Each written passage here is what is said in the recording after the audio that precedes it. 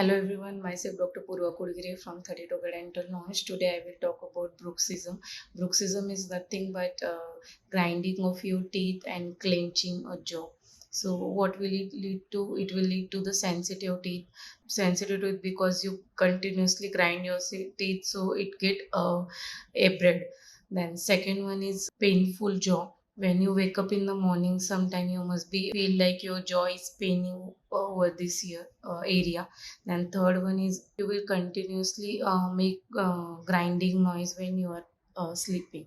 So why this happen? This mainly happens if you are very stressful due to any kind of reason.